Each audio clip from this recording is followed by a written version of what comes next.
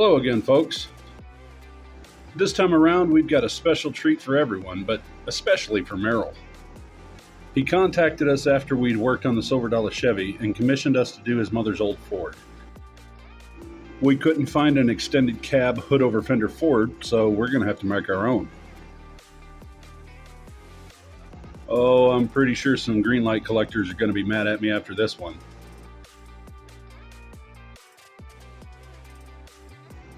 Let's get started, shall we?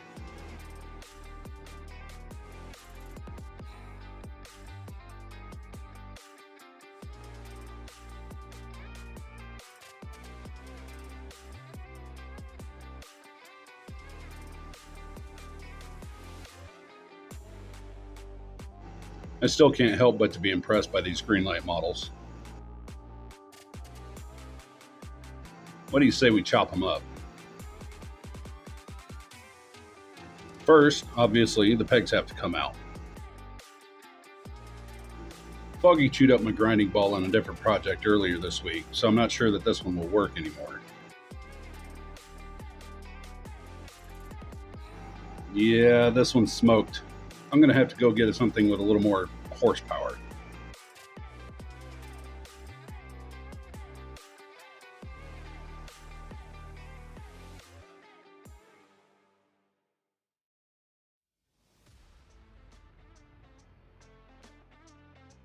I'll just need to be extra careful not to shoot directly through the bed and into my fingers or something stupid like that.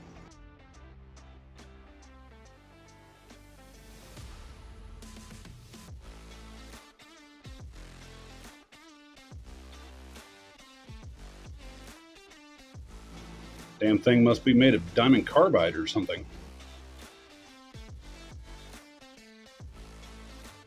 Finally, one peg down.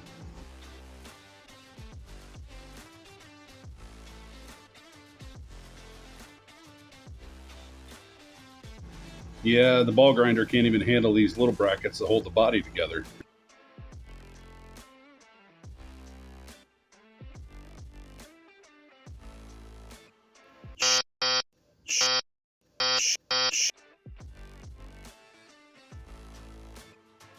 I'll tell you, it's like two little salty paper cuts on an eyelid. These little boogers hurt. Oh well, back to it. These braces and the back wall of the cab will have to be cut out before I send it off to the goo. I'll also have to cut both frames to make up the difference in length. Hang on just a second. And now with my perfectly and sanitarily bandaged hand, I'll get the grill and bumper out. Even chewed up, the ball grinder can still make short work of plastics.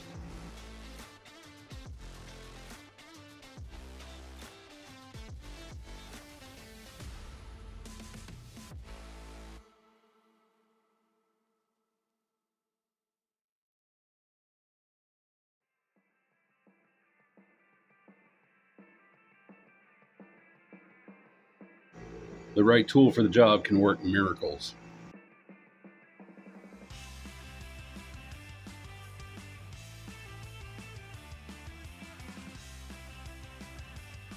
Right. Now, as I was saying before I stabbed myself, I'm going to have to cut the braces off as well as the back wall of one cab. I think I'm going to strip them first.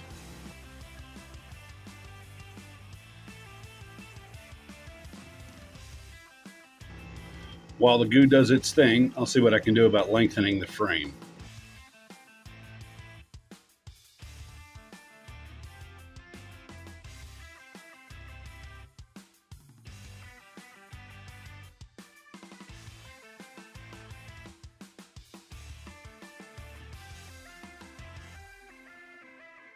That went much quicker than anticipated.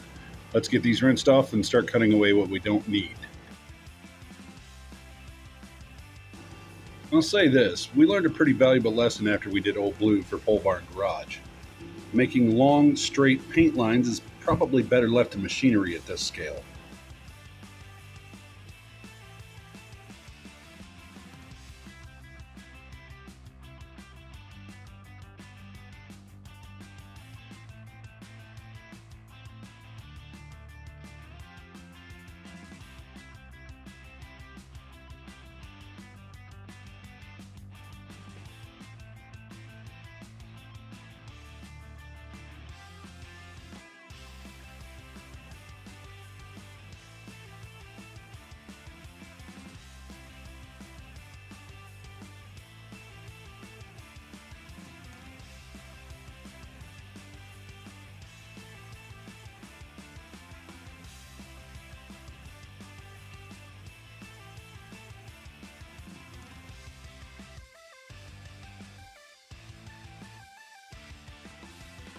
I figure that's enough decal torture.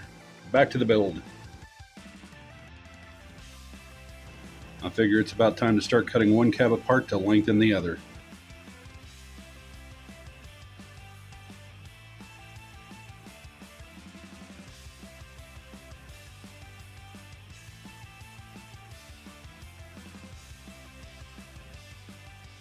My measurements won't be exact, but it'll be close enough to fool the eye once the two halves are put together.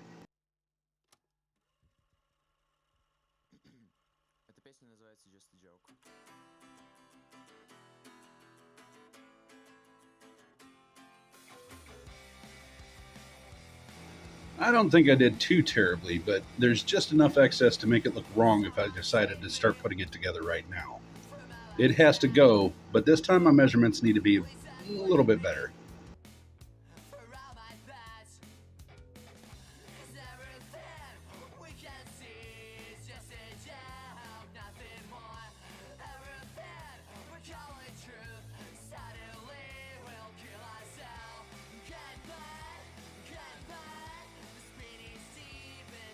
I've been wanting to try a new technique since we did the Shermanator for DeVos Garage. On that model we used actual body filler. This time around though, we're going to use superglue as our body filler. This is something that I picked up from a crafting channel here on YouTube. Alright, the body's chopped, so now it's time to move on to the frame. Since this truck already has rims that are very close, I'm trying to do what I can to save them. That also means taking the rubber off so that we don't destroy it either.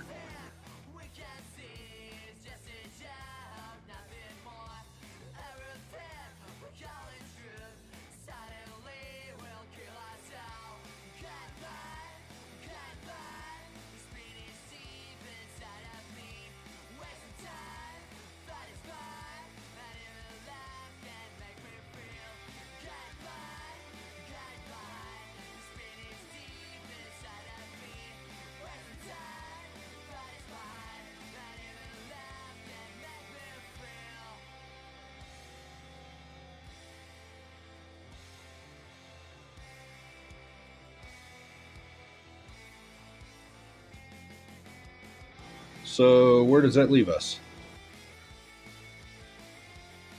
That leaves us right here. It's high time that we figured out what to do about that topper. Be warned, there's a Tinkercad session incoming. I'm not going to make you watch the design process this time around though.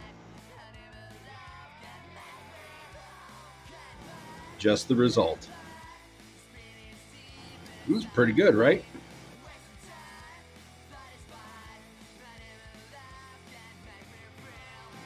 Friggin' metric system. It'll obviously need to be reworked, but the shape is actually pretty good. It's time for some downsizing. Moving on to the frame, I'm going to use a piece of styrene to hold the frame together until the adhesive sets.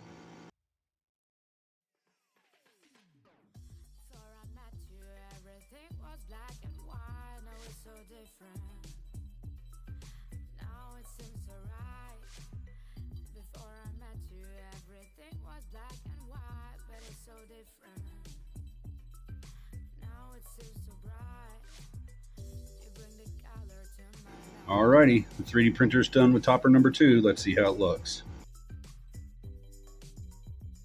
Even to the naked eye, it's still a little big. I'll have to print another one.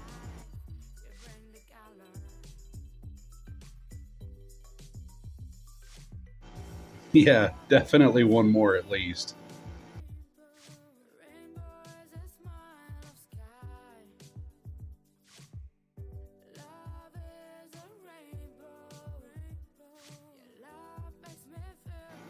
I finally got the topper printed to the correct scale, so I handed it off to Foggy for paint. I recently had someone ask me why I didn't use my paint pens to paint the cars in their entirety. It's because while the colors are pretty vibrant, they're not consistent. I'll show you an experiment about that right here.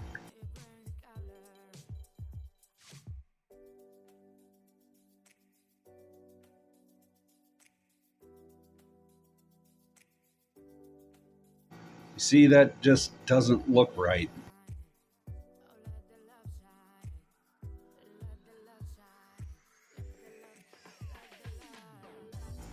Merrill's truck has white rims with silver center caps, so this is an easy enough fix.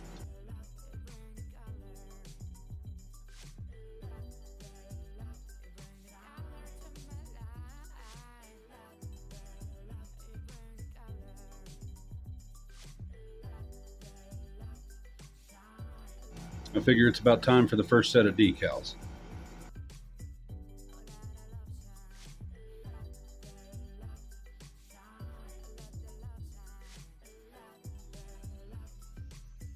To my eye, it looks like the top one is probably going to be our closest color.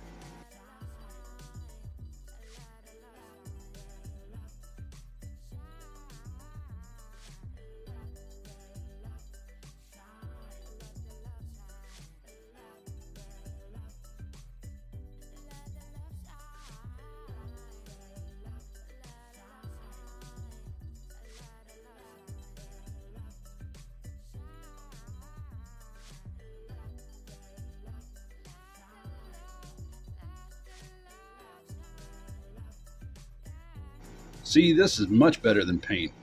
Kind of makes me want to go back and redo Old Blue for Dalton. And that leaves us right here for the night. Alright, what have we got to finish up? Well, it needs an interior and glass, of course. Now, I'm not certain that the back windows could roll down, but I'm going to make it so that they are. It makes the interior easier to see.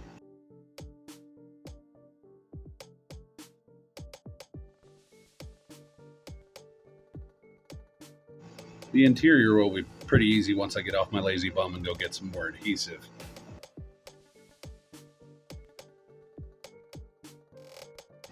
And I've also got to paint that roof.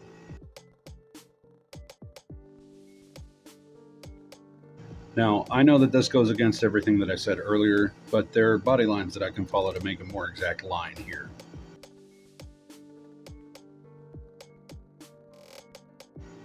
See? Just a few more small items, and I think we've kicked this pig. How about some glamour shots?